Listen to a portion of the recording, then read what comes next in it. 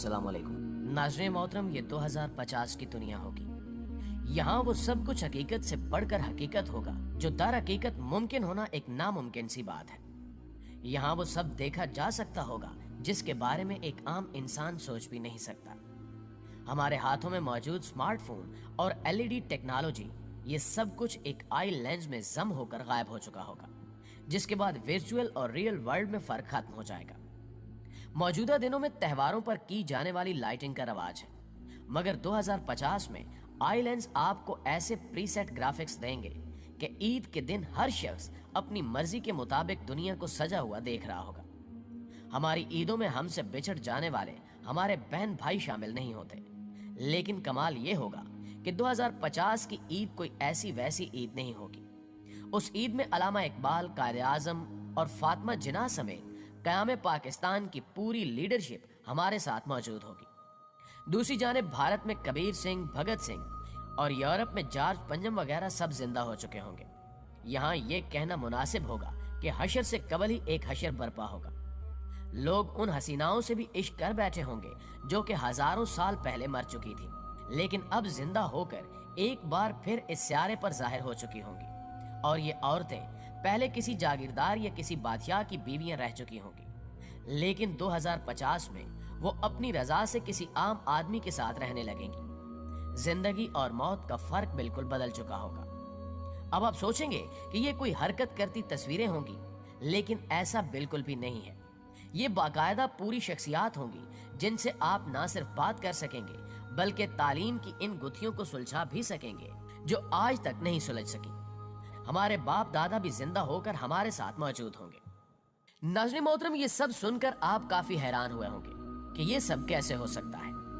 आज की इस वीडियो में हम आपको इसी के बारे में बताएंगे, जिसके बारे में सुनकर ही आपके रोंगटे खड़े हो जाएंगे कि दजाली टेक्नोलॉजीज आने वाले दिनों में कैसे कैसे हशर बर्पा करने जा रही हैं। तो हम आगे बढ़ने से कबल आपसे गुजारिश है कि वीडियो को आखिर तक जरूर देखिएगा। प्यारे दोस्तों, अहादीस में बयान किया गया है कि कयामत के करीब दजाल मुर्दे जिंदा करने का शोबदा दिखाएगा।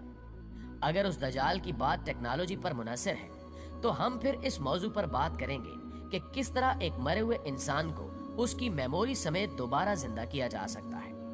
आर्टिफिशियल इंटेलिजेंस 21वीं सदी की वो इनकलाबी इजाद है जो आने वाले सालों में कई अहम मिशंस में इस्तेमाल होगी। वो चाहे हजारों साल पुराने स्क्रिप्ट पढ़ने का मिशन हो या कब्रों में दफन हड्डियों से डाटा निकालने की तैयारी, आर्टिफिशियल इंटेलिजेंस हमारी इस काम में भी खूब मदद करेगी। हम नहीं जानते कि डॉक्टर अल्लामा इकबाल किस तरह मुस्कुराते थे या भगत सिंह की मुस्कुराहट किस कदर दिलकश थी, लेकिन आर्टिफिशियल इंटेलिजेंस तमाम पुरानी तस्वीरों में जैसे जान डाल देगी। हम तारीख के उन भूले बिसरे किरदारों को भी अब पलक झपकते ही देख सकेंगे। आर्टिफिशियल इंटेलिजेंस टेक्नोलॉजी का ये कारनामा शायद अभी कुछ छोटा है, इसका असल कारनामा कुछ और है। दरअसल कबल मसीह से लेकर आज तक जितने भी लोग गुजरे हैं उनकी तस्वीर पेंटिंग्स की सूरत में हमारे पास मौजूद है। 16वीं सदी में जितने भी यूरोपीय बादशाह गुजरे उनकी बेगमात की तस्वीर, ये सब भी हमारे पास पेंटिंग की सूरत में महफूज है।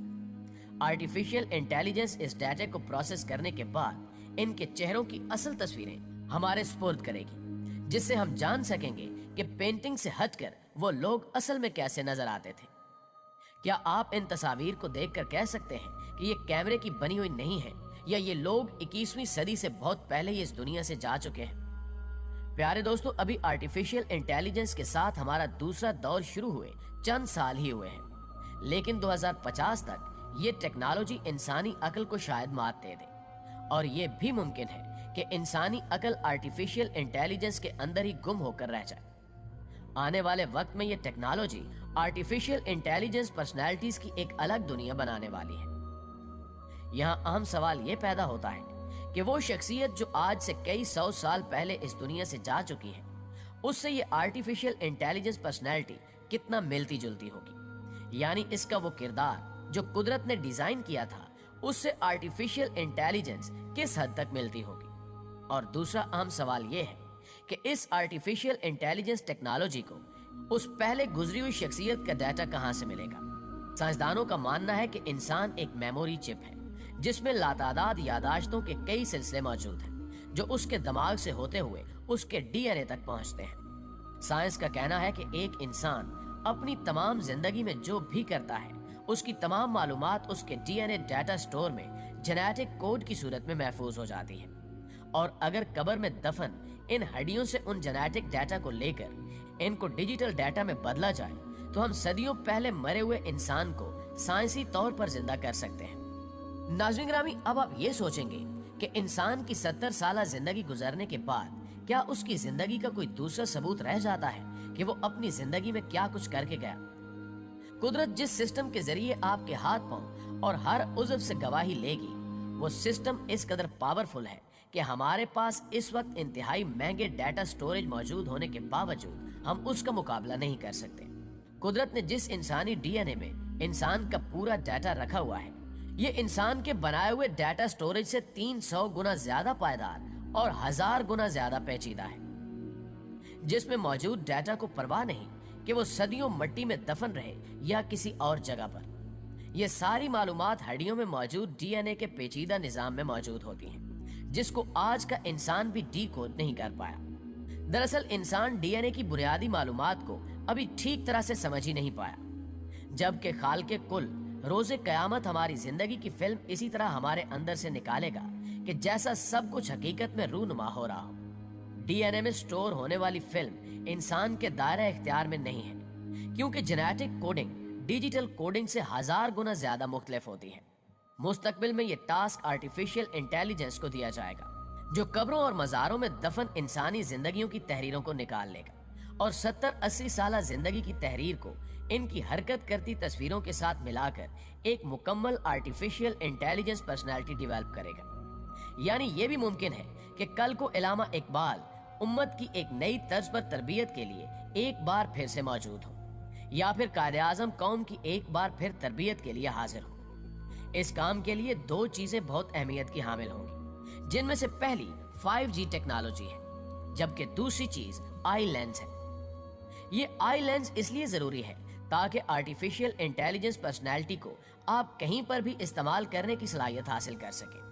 ناظرین محترم، آپ کو یہ بتانا بھی ضروری ہے کہ اس کے لیے آپ کو کسی پروجیکٹر یا 7D ہولوگرامک پروجیکٹر کی ضرورت نہیں ہوگی۔ لینس کے ذریعے متعلقہ پروفائل پر کلک کرتے ہی آپ کے دادا، نانا یا کوئی بھی جو اس دنیا سے جا چکا ہے آپ کے سامنے حاضر ہو جائیں گے۔ دوسری جانب 5G ٹیکنالوجی اس لیے ضروری ہے کیونکہ یہ پرسنالٹی ورچوئل ہوگی اور اس کا کہیں دور ایک مین سرور موجود ہوگا جس پر پروسیسنگ کر کے یہ پرسنالٹی آپ کے پاس پہنچے گی، جس کے لیے آپ کو ایک تیز ترین 5G انٹرنیٹ کی ضرورت محسوس ہو سکتی ہے۔ یوں یہ دجالی ٹیکنالوجی کچھ بھی ممکن بنا دے گی، لیکن آخر میں ایک اہم سوال یہ ہے کہ کیا انسان یہ ٹیکنالوجی ایجاد کر پائے گا، اور کیا مرے ہوئے انسان کے ڈی این اے کو ڈی کوڈ کیا جا سکے گا؟ اس کا جواب آپ دوست بھی کمنٹ میں ہمارے ساتھ شیئر ضرور کیجیے گا۔ انشاءاللہ آپ سے ملاقات ہوتی ہے اگلی ویڈیو میں، تب تک اپنا ڈھیر سارا خیال رکھیے گا۔ اللہ نگہبان۔